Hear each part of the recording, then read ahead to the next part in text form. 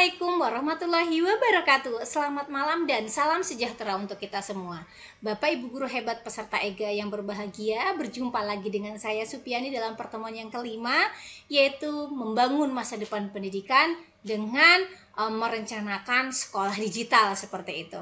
Jadi memang di era transformasi pendidikan saat ini, kita membutuhkan kolaborasi yang kuat dari seluruh stakeholder ya, untuk bisa mewujudkan sekolah digital tadi ya. Dengan adanya kecanggihan teknologi di era digital ini akan memberikan peluang baru gitu ya, untuk kita bisa membangun yang namanya sekolah digital, mulai dari perencanaannya, kemudian implementasinya, kemudian bagaimana kita menyiapkan ekosistem pembelajaran yang inovatif dan inklusif. Tentunya perlu adanya kolaborasi yang kuat antar stakeholder yang ada. Mari Bapak Ibu kita mulai bersama kenapa kita harus bisa berkolaborasi secara digital. Karena memang di era saat ini atau era digital saat ini itu menuntut sinergi yang kuat antara guru dan siswa melalui pemanfaatan teknologi yang optimal. Tentu kita dengan pembelajaran yang berbantuan teknologi akan meningkatkan kolaborasi, akan meningkatkan yang namanya respon dan keterlibatan siswa di dalam proses pembelajaran. Ini yang penting karena memang esensinya pembelajaran itu adalah bagaimana kita mengajak siswa untuk belajar ya.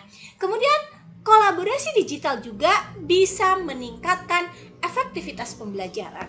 Yang tadinya kita harus butuh waktu yang panjang untuk melakukan pembelajaran yang mungkin membutuhkan waktu yang lebih luas, tapi kita bisa memanajemen waktu itu, bisa yang mana kita lakukan sinkronus, yang mana yang tidak asinkronus misalnya, dan mana yang bisa dilakukan di tatap muka secara online seperti itu. Jadi kita bisa lakukan itu dan bisa menghemat atau mengefektif dan efisienkan waktu. Dan nantinya dengan waktu-waktu kita sudah mulai maksimal, artinya waktu kita bisa gunakan secara optimal untuk meningkatkan kualitas layanan kita tentunya. Baik, untuk bisa membentuk sebuah sekolah digital, tentu hal pertama yang kita lakukan adalah melakukan pemetaan potensi yang bisa kita lakukan untuk membentuk sebuah sekolah digital. Adapun kita untuk mengidentifikasi aset dan juga kemampuan yang sudah dimiliki oleh sekolah, itu akan menjadi pondasi penting dalam merencanakan pengembangan kolaborasi digital ya atau pembentukan sekolah digital ini.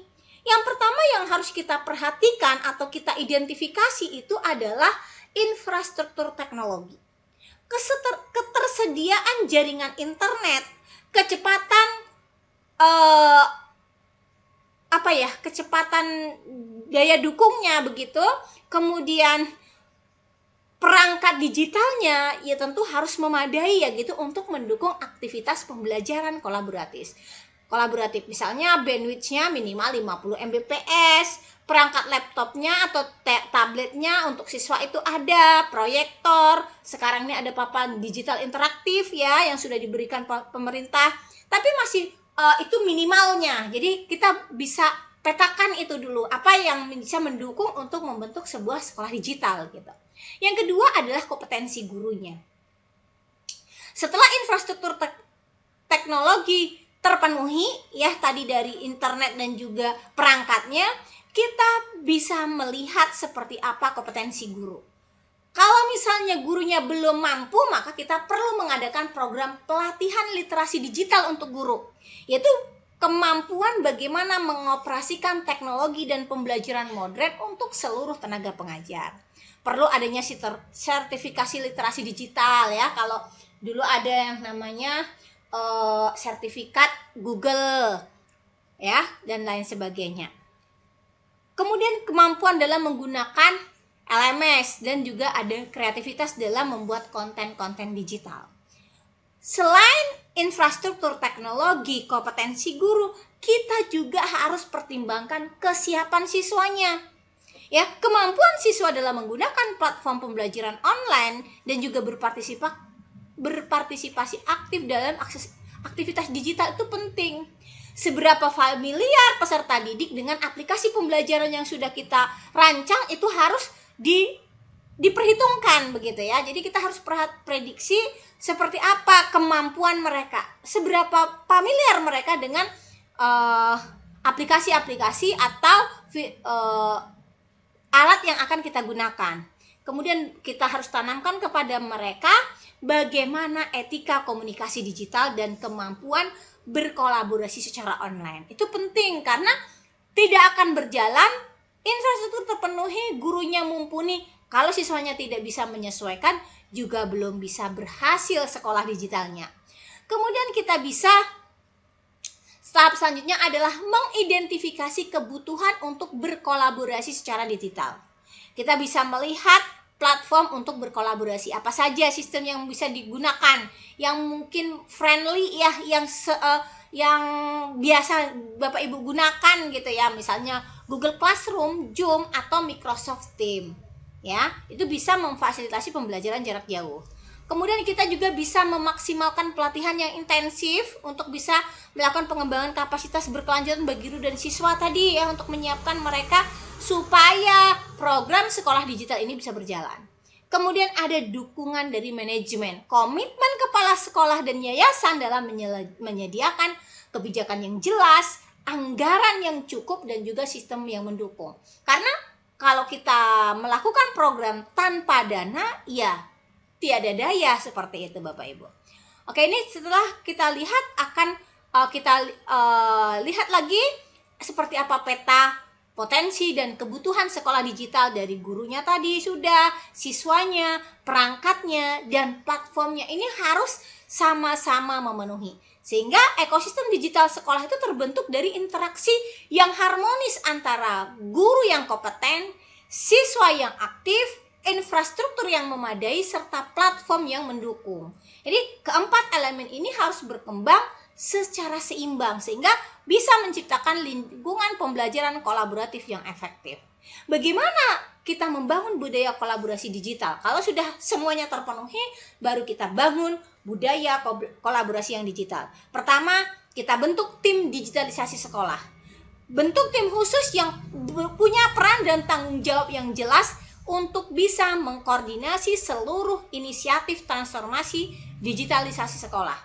Ya, tim ini akan memetakan, menyediakan, dan akan memantau jalannya digitalisasi sekolah.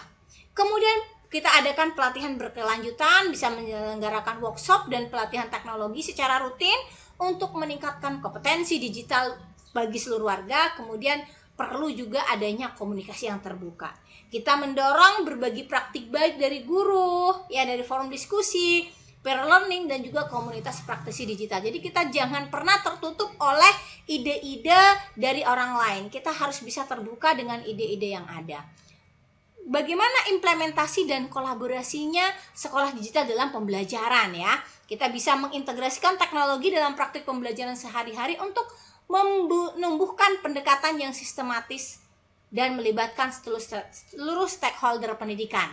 Ada alat kolaborasi online yang bisa memanfaatkan video conference seperti Zoom, Google Meet ya, dan forum diskusi untuk memfasilitasi interaksi yang real time dan asinkronus. Kemudian kita juga bisa mengoptimalkan proyek digital yang bisa mendukung keterlibatan aktif siswa dalam pemecahan masalah kolaboratif, dan kita juga harus bisa melibatkan orang tua melalui media sosial, platform komunikasi sekolah, dan untuk transparansi dan dukungan terhadap proses pembelajaran. Mari kita masuk ke indikator keberhasilan dan evaluasi kolaborasi digital. Untuk bisa mengukur dampak dan efektivitas program digitalisasi sekolah, itu perlu adanya indikator-indikator yang jelas dan mekanisme evaluasi yang komprehensif. Evaluasi yang baik akan membantu kita dalam melakukan perbaikan berkelanjutan. Adapun indikator keberhasilan sekolah digital tadi, yang pertama adalah keterampilan digital. Sekolah digital dikatakan berhasil jika keterampilan digitalnya juga meningkat.